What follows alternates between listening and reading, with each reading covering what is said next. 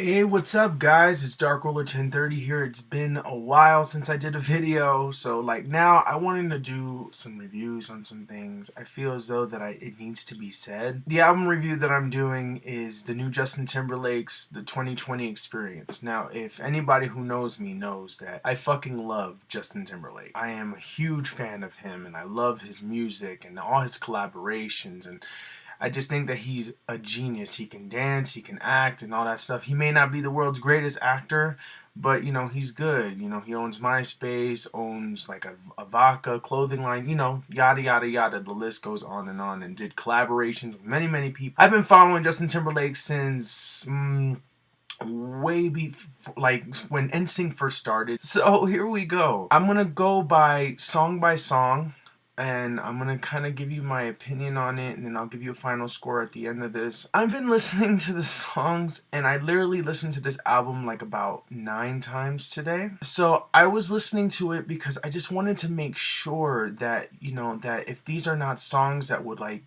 grow on you. Yeah, so we're gonna start with the first song. In anticipation of this album, I knew that the performance of the first song was there. Push Your Love Girl is the first track on the album. It's 8 minutes and 3 seconds, or 8 minutes and 5 seconds, I don't remember. And I'm listening to this song and I love it. I love it. At first, I wasn't feeling it when I heard him perform it and stuff like that. I'm like, what is he doing? And then eventually I listened to it again. It's good, but it is too long of a song. It's like, you don't want to hear this whole entire thing. I'm like, especially if it's like filler at the end. I'm like, okay, just kill the song. It's done. It's already got to a good point. You don't need to keep pushing it further for another 4 minutes. It's just something that you shouldn't do. That's one problem that I have with this album. Every song is like 6, 7, 8 minutes long, with one being 4 minutes and 5 being the next. Next is Suit and Tie. Suit and Tie is, at first when I heard it, I'm like, what the hell is this? I'm like, what is he doing? I love Justin Timberlake, don't get me wrong, and I love his decisions, but eventually Suit and Tie did grow on me, and I really did like it, and it was really good, and I would listen to it over and over again. And I'm thinking, okay, well, maybe that's how, all the songs. I love Push Your Love Girl, and I love Suit and Tie. Next one is called Don't Hold On to the Wall, or Don't Hold the Wall. And it's like, it's trying to be a dance track, but it doesn't sound like a dance track. It just sounds like, I can't even explain it. It just sounds really slow. It sounds like it has a beat, but it has no oomph to it, and it just feels really slow and out of whack. I mean, it's good, and once again, it's a song that's filler. It's a really long song. It's like 7 minutes, and I'm like, okay. Next song is Strawberry Bubblegum. Strawberry Bubblegum is like a two-parter song. It's once again a very long song, and it's like slow, and then you don't really hear the name of the song, so you're kind of confused at first, and then the second part comes in and it's like, I'll be my strawberry bubble gum, I'll be your blueberry lollipop, and I'm like, what is going on? So I keep listening to the album and I'm just like, oh, what is going on? Move on, move on. And then he does Tunnel Vision next, and I'm like, okay, so Tunnel Vision is an okay song. However, it's not one of those songs that you can just be like, it's something that needs to be played on the radio. No, it's not. It's a good song just to listen to. Most people are not even going to like it in the beginning, but once again, it's a very long song. Moving on to the next track, it was called Spaceship Coupe. When I listen to Spaceship Coupe, I'm like, it's 7 minutes and 18 seconds, and when I listen to it, I'm like, oh, this has to be my least favorite song on the album. It's not really bad, it's just that it hasn't grown on me yet, and I'm just like, no, I'm not feeling it too well. Then That Girl came out, and that was another song I heard a performance of that he did, and when I heard it, I already knew what was expected of this, and I like That Girl. I got used to it, I love it. Next is called Let the Groove Get In, and it's just a repetitive song. He's just saying the same thing. It's kind of like he's trying to do a sexy back to it, but for 7 minutes. And it's just like, let the groove get in, let the groove get in, let the groove get in, let the groove get in, let the groove get in. And I'm like, okay, never mind. Next is Mirrors. Absolutely love Mirrors. Best track on the album. It is the #1 song on this album. But it's very long, and it has that you are the love of my life. You know, so it has that. And you know, it's very long, and even though if you shorten it, it's still a great song, and I think it's the best song on the album, number one hands down. Next is Blue Ocean Floor. It's a very slow song. You know how Justin Timberlake always ends his album with a very slow song, and I'm like, okay, yeah.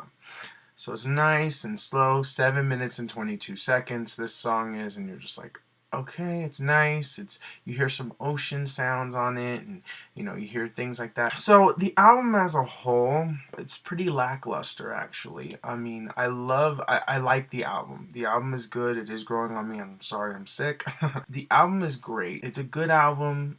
Some people are not gonna like it. If you like Justin Timberlake because of Sexy Back and Cry Me a River, you ain't getting that here.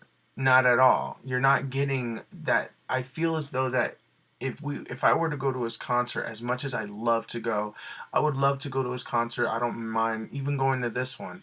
But I just feel as though that there's not going to be any dancing in this. It's just going to be him with the microphone and just wearing a suit and just kind of just moving around like this. And you know, it's kind of boring. You know, when he did Justified, he was dancing like Michael Jackson, being really crazy with it, and I loved it. And then he does the Sexy Back, and it's all dancing, and it's really cool, and just the things that he did in the concert to change the songs. Now this one just feels like, you know, it's just nice and classic. This album is just kind of like a sit back groove. There's like no dance songs. Don't expect a Sexy Back. Do not expect, like, Suit and Tie is probably the only upbeat tempo song. And that's not even up tempo that much. It's just, you know, it's a nice, good song. But my favorite songs on the album are Push Your Love Girl, Suit and Tie, That Girl, Mirrors. The other songs that are secondary are Blue Ocean Floor, Tunnel Vision, Let the Groove Get In, and Don't Hold the Wall are, you know, pretty much good. Strawberry Bubblegum and Spaceship Coupe are good. I also feel like the album is still, despite the songs being extremely long, since you feel like most of it is all filler because all of it is ad-libs and just him repeating the same thing over and over again, or you hearing a beat or the beat changes or does something.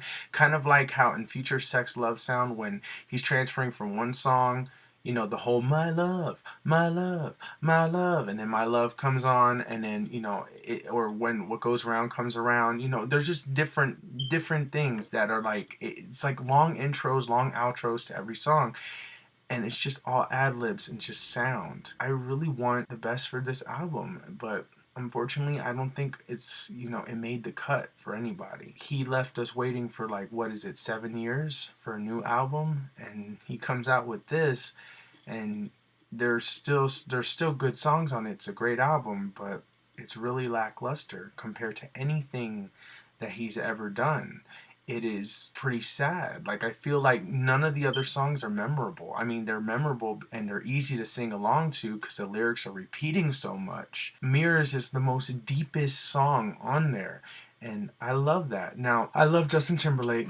I'm still going to listen to this album, and I will be listening to it on repeat because I'm such a huge fan of him, and I need to learn these songs, but it's not my favorite. It's not at all. It's literally the last one. Future Sex Love Sound is my first, Justified is my second, and the 2020 Experience is my third. It's, unfortunately, it's not there, and I just really wish that it was. I was expecting, you know, something, and then I'm looking, when I saw the track list for the first time, I'm like, Strawberry Bubblegum, Spaceship Coupe, Blue Ocean Floor, Tunnel Vision, like, I'm thinking, where's he going with that? People are going to probably still buy this album just because of it's Justin Timberlake and because of Suit and Tie and Mirrors has grown on them.